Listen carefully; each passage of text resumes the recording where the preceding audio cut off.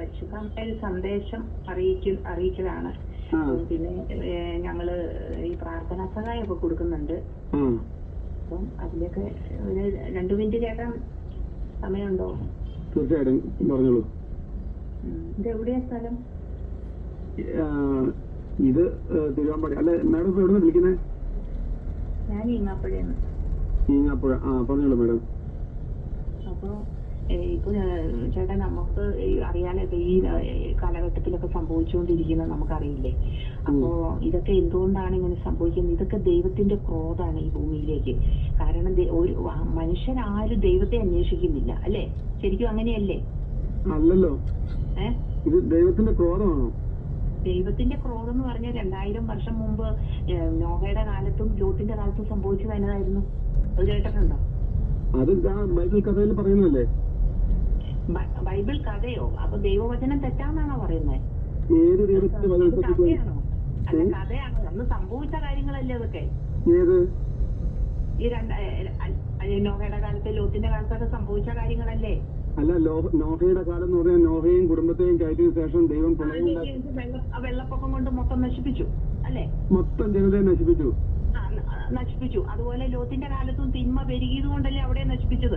അല്ല മേഡം, ഒന്ന് ചോദിച്ചോട്ടെ. അപ്പൊ നോഹയും നോഹയുടെ ഭാര്യയും നോഹയുടെ മക്കളും ആ വെള്ളത്തിലുണ്ടായിരുന്നു?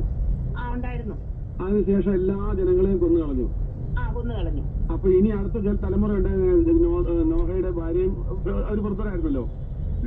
അപ്പൊ നോഹയുടെ മക്കള് പരസ്പരം ഇണചേർന്നാണ് അടുത്ത സന്തതി പരമ്പര ഉണ്ടായത്.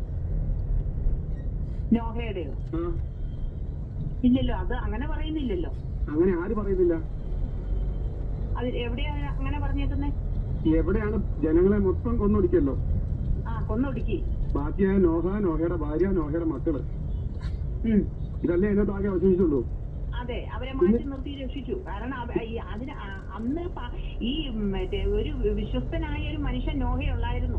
ആയിക്കോട്ടെ, അയാളുടെ വിശ്വസ്തയെ ഞാൻ ചോദ്യം ചെയ്യുന്നില്ല. പിന്നീട് അങ്ങോട്ട് ജനങ്ങളുടെ സന്തതി പരമ്പകൾ ഉണ്ടായില്ലേ? അതിപ്പം ഇതിനകത്ത് അങ്ങനെ ബൈബിളിൽ അങ്ങനെ പറയുന്നതായിട്ട് ഞാൻ കാണുന്നില്ല. ബൈബിളിൽ പറയുന്നില്ലേ? നമുക്ക് ഊഹിക്കാന്നുള്ളൂ. ആണും പെണ്ണും ഇണചേർന്നാണല്ലോ അടുത്ത സന്തതികൾ ഉണ്ടാവണേ.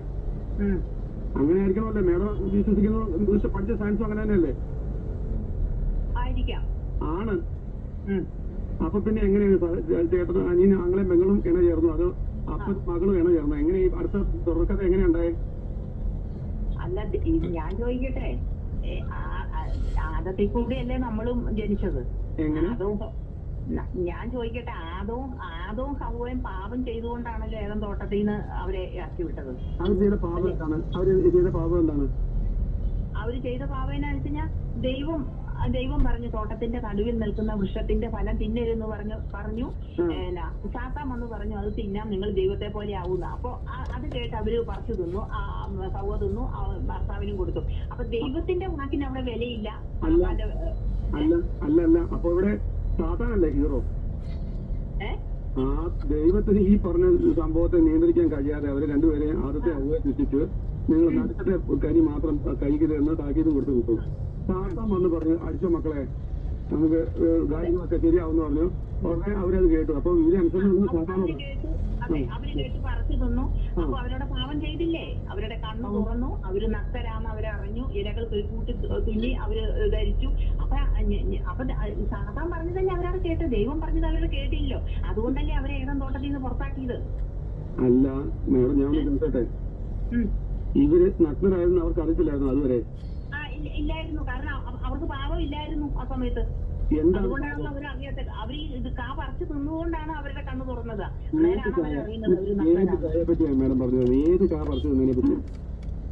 ശരി. അപ്പൊ ഇതൊന്നും അല്ല, ഞാൻ ചോദിക്കട്ടെ, ചേട്ടൻ ബൈബിളൊന്നും വായിക്കുന്നില്ലേ? ഞാൻ ബൈബിള് വായിച്ചോളാം നിങ്ങളോട് ഈ ചോദ്യം ചോദിക്കുന്നത്. ഏത് കാര്യത്തെ പറ്റിയായി പറയുന്നത്? ഏത് കാര്യത്തെ പറ്റിയാണോ? ഏത് കാ പറിച്ചതിനെ പറ്റിയായി പറയുന്നത്?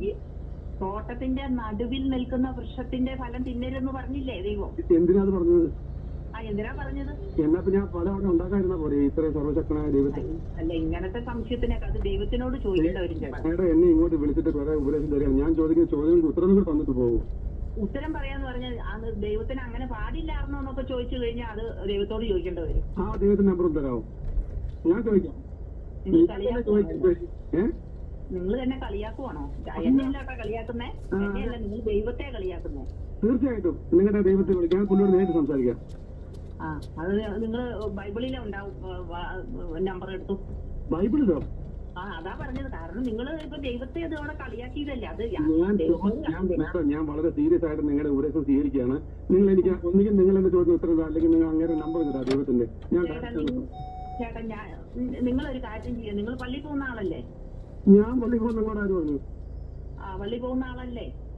ഞാൻ ക്രിസ്ത്യാനിയോ ഹിന്ദുവോ മുസൽമാനോ, ഞാനൊരു മനുഷ്യനാണ്. ആ, അത് ഏതെങ്കിലും ഒരു സഭയിൽ ഉണ്ടാവൂല്ലോ. എന്താ അല്ലാതെ ഒരു മനുഷ്യന് ജീവിക്കാൻ പറ്റില്ല ഇവിടെ? അല്ലാത്ത മനുഷ്യന് ജീവിക്കാൻ പാടില്ല എന്ന് ഞാൻ പറയുന്നില്ല. പക്ഷെ ദൈവത്തെ അറിയാൻ പാടില്ലാതെ ജീവിക്കുന്നവരുടെ അവസ്ഥ അങ്ങേയറ്റം അറിയാൻ ആഗ്രഹമുണ്ട്. ആരാണ് നിങ്ങളുടെ ദൈവം? നിങ്ങളുടെ ചേട്ടനെ സൃഷ്ടിച്ചതാരാ? എന്റെ അപ്പനും അമ്മയും. ഹലോ ചേട്ടനോട് കൂടുതൽ എനിക്ക് സംസാരിക്കാൻ താല്പര്യമില്ല ചേട്ടാ. കാരണം ദൈവത്തെ മറന്നാ പറയുന്നത്. ചേട്ടൻ ദൈവത്തെ മറന്നാ പറയുന്നത്. ഞാൻ അങ്ങനെ ആളെ തേടി നടക്കുകയാണ്. അയാൾ നമ്പറും തരാമോ? എന്നാലും ഉണ്ടല്ലോ, ആകാശവും ഭൂമിയും സൃഷ്ടിച്ചു ആരാ? ആരാ സൃഷ്ടിച്ച? ആരാ പറഞ്ഞേ? എനിക്കറിയാം, നിങ്ങൾ പറ. നിങ്ങൾക്ക് അറിയാന്നല്ലേ പറയുന്നത്? എനിക്കറിയത്തില്ല, പറഞ്ഞേ ആരാ? ആകാശവും ഭൂമിയും സർവ്വത സൃഷ്ടിച്ചത് ദൈവം. ആ ദൈവത്തെ സൃഷ്ടിച്ച ആരാ? ഇതാണ്. അയ്യോ ചേട്ടാ, ഇതുപോലെ പലരും ഞങ്ങളോട് ചോദിച്ചിട്ടുണ്ട്. ഇതൊക്കെ ഞങ്ങൾ വിട്ടുകളയാ. കാരണം ഇതൊക്കെ കളിയാക്കലാ. അത് നിങ്ങൾ വിട്ടുതരുത്. നിങ്ങൾ ആ ചോദ്യത്തിന് ഉത്തരം തരണം. നിങ്ങൾ എന്നെ പോലെ ആവും. ആ, നിങ്ങളെ പോലെ അല്ലേ എനിക്ക് ആവേണ്ടത്. അപ്പൊ ചേച്ചി എനിക്ക് ഉത്തരം തന്നില്ലല്ലോ. നിങ്ങളൊരു കാര്യം ചെയ്യ, നിങ്ങൾ പള്ളി പോകുന്ന ആളാണ്, പള്ളിയിലെ പുരോഹിതനോട് എന്ന് പറ, ദൈവത്തിന്റെ നമ്പർ തരാൻ പറ. ചേച്ചി ഇത് തന്നെയല്ലേ ചെയ്യുന്നത്? ഞാൻ ചേച്ചിയോട് ഡയറക്റ്റ് ചോദിക്കുകയാണ്, ആ നമ്പറും തായോ? ഞാൻ ചോദിക്കട്ടെ, ആരാണ് ഇതൊക്കെ സൃഷ്ടിച്ചത്? ഞാൻ അന്വേഷിച്ചിരിക്കുകയാണ് ആളെ. ഇപ്പൊ നിങ്ങൾ എന്റെ മുമ്പോട്ട് ഇങ്ങോട്ട് വിളിച്ച് വന്ന് പെട്ടെന്ന് ഞാൻ ചോദിക്കുന്നു മാത്രം. ചേട്ടാ, ഇത് പറയാനല്ല ഞങ്ങൾ വിളിക്കുന്നത്. ചേട്ടന് ഇത് അല്ലെങ്കിൽ ഇത് അവസാന കാലമായി ചേട്ടന് തോന്നുന്നുണ്ടോ? ആരുടെ അവസാനം? ഇത് ചേട്ടന്റെ അടക്കമുള്ള എന്റെ അവസാനം?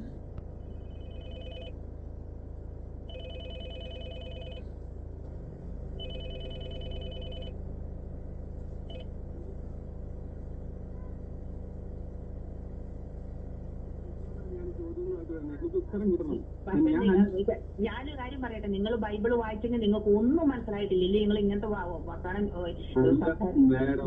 നേരത്തെ ഇതെല്ലാം മനസ്സിലായല്ലേ? എന്റെ ചോദ്യത്തിന് ഉത്തരം പറഞ്ഞു. ഈ സകല സൃഷ്ടാവിനെയും പ്രപഞ്ചങ്ങളെ സൃഷ്ടിച്ച ആ ദൈവത്തെ സൃഷ്ടിച്ചത് ആര്? ദൈവത്തെ സൃഷ്ടിച്ചത് അങ്ങനെ ദൈവത്തെ സൃഷ്ടിച്ചിട്ടില്ല. അങ്ങനെ ദൈവം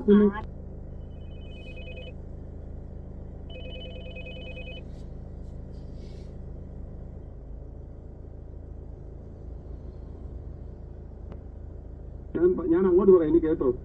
ദൈവം എന്നത് ലോകത്തെ ഏറ്റവും പഴക്കം ചെന്നൊരു അന്ധവിശ്വാസം. അതേ ഉയർത്തിപ്പിടിച്ചു ചേച്ചി ഇപ്പൊ എന്നോട് നിരീശ്വരവാദിയാണ്, പറഞ്ഞിട്ട് കാര്യമില്ല. അങ്ങനെ ഇപ്പൊ ചേച്ചി കാര്യം മനസ്സിലായില്ലേ? നിരീശ്വരവാദിയാ. അതെ, എനിക്ക് നിങ്ങൾ തെളിവ് തരൂ, ദൈവത്തിന് തെളിവ് തരൂ. അപ്പൊ ഞാന്റെ കാര്യം പറയാം. ഈ അവസാന കാലത്ത് ഈ ഭൂമിയിൽ ദൈവം ഒരു രക്ഷ ഒരുക്കിയിട്ടുണ്ട്. ഈ മഹാമാരികളിൽ നിന്നെല്ലാം രക്ഷപ്പെടാൻ വേണ്ടി. അത് നിങ്ങൾക്ക് അറിയണമെന്ന് താല്പര്യമുണ്ടോ? ഏത് മഹാമാരി? അല്ലെങ്കിൽ ചേട്ടനും ഈ ഭൂമി ഇപ്പൊ കണ്ടില്ലേ ഇസ്രായേലിൽ നടക്കുന്നു, അങ്ങനെ ഇസ്രായേലിൽ എന്ത് നടക്കുന്നു അതും അറിഞ്ഞില്ലേ? ഞാൻ